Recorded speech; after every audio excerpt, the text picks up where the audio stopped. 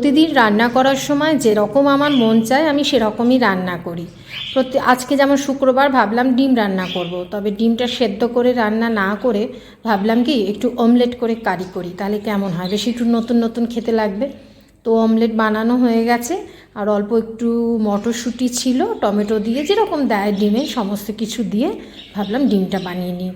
সাথে ভাবলাম একটা নিরামিষ সবজি বানাই, ছোট্ট ছোট্ট সয়াবিন, অনেকটা সেই কাবলি ছোলার মতন দেখতে, সাথে আলু গাজর আর কুমড়ো, সেই সমস্ত কিছু দিয়ে একটা নিরামিষ তরকারি বানাচ্ছি। ফ্রিজে ডাল আছে, নিম বেগুন আছে, এই দিয়েই আমাদের হয়ে যাবে।